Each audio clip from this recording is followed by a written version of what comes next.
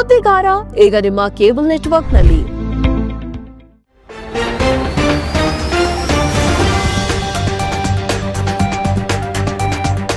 ವಾಣಿಜ್ಯ ಅಡುಗೆ ಅನಿಲ ಹೆಚ್ಚಳ, ಆಹಾರ ಪದಾರ್ಥಗಳ ದರ ಏರಿಕೆ. ಕೇಂದ್ರ ಸರ್ಕಾರವು ಇತ್ತೀಚೆಗೆ ವಾಣಿಜ್ಯ ಅಡುಗೆ ಅನಿಲ ದರವನ್ನು 993ಕ್ಕೆ ಹೆಚ್ಚಳ ಮಾಡಿದೆ. ಇದರಿಂದ ಜಿಲ್ಲೆಯ ಹೋಟೆಲ್ ಉದ್ಯಮಕ್ಕೆ ಪೆಟ್ಟು ಬಿದ್ದಿದ್ದು, ಗ್ರಾಹಕರಿಗೆ ಬೆಲೆ ಏರಿಕೆಯ ಬಿಸಿ ತಟ್ಟಿ ಅವರ ಜೇಬಿಗೆ ಕತ್ತರಿ ಕೂಡ ಬಿದ್ದಿದೆ. ಸಿಲಿಂಡರ್ ದರ ಏರಿಕೆಯಿಂದ ಉಂಟಾದ ಹೆಚ್ಚುವರಿ ವೆಚ್ಚದಿಂದ ಆಗುವ ನಷ್ಟವನ್ನು ಭರಿಸಿಕೊಳ್ಳಲು ಹೋಟೆಲ್, ರೆಸ್ಟೋರೆಂಟ್ ಮಾಲೀಕರು ಆಹಾರ ಪದಾರ್ಥಗಳ ಬೆಲೆಯನ್ನ ಹೆಚ್ಚಿಸಿದ್ದಾರೆ.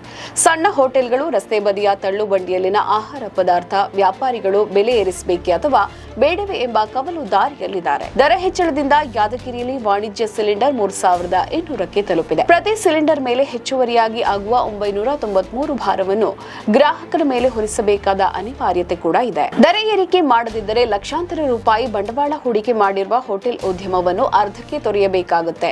ಉದ್ಯಮ ತೊರೆದರೆ ಹೋಟೆಲ್ಗಳನ್ನು ನಂಬಿಕೊಂಡ ಅಡುಗೆ ತಯಾರಕರು, ಸ್ವಚ್ಛತಾಗಾರರು, ಸಪ್ಲೈಯರ್ಗಳು ಕಷ್ಟಕ್ಕೆ ಸಿಲುಕ್ತಾರೆ ಎನ್ನುತ್ತಾರೆ ಹೋಟೆಲ್ ವ್ಯಾಪಾರಿಗಳು. ದೊಡ್ಡ ಹೋಟೆಲ್ಗಳದ್ದು ಖರ್ಚು ವೆಚ್ಚ ಸಾಕಷ್ಟು ಹೆಚ್ಚಿರುತ್ತೆ. ಕಟ್ಟಡದ ಬಾಡಿಗೆ, ಅಡುಗೆ ತಯಾರಕರು, ಸಪ್ಲೈಯರ್ಗಳ ಸಂಬಳವನ್ನ ತೆಗೆಯಬೇಕು. ಬೆಂಗಳೂರು, ಹುಬ್ಬಳ್ಳಿ, ಮೈಸೂರಿನಂತಹ ನಗರಗಳಲ್ಲಿ ಹೋಟೆಲ್ಗಳಿಗೆ ಇವತ್ತು ಬಂದ ಗ್ರಾಹಕರು ಮರುದಿನ ಬರುವುದಿಲ್ಲ. ಹೀಗಾಗಿ ದರ ಏರಿಕೆ ಮಾಡಿದರೆ ವ್ಯವಹಾರದ ಮೇಲೆ ಅಲ್ಲಿ ಯಾವುದೇ ಪರಿಣಾಮ ಬೀರುವುದಿಲ್ಲ. ಸಿಲಿಂಡರ್ ಕೊರತೆಯಿಂದಾಗಿ ಸೌದೆ ಬಳಸಿ ಅಡುಗೆಯನ್ನ ಮಾಡ್ತಾ ಇದ್ದೇವೆ. ಈಗ ಅದನ್ನೇ ಮುಂದುವರಿಸ್ತಾ ಇದ್ದೇವೆ. ಸೌದೆಗಳಿಗೆ ವ್ಯಾಪಕ ಬೇಡಿಕೆ ಬರ್ತಾ ಇರೋದ್ರಿಂದ ದರ ಹೆಚ್ಚಳವಾಗುವ ಸಾಧ್ಯತೆ ಕೂಡ ಇದೆ.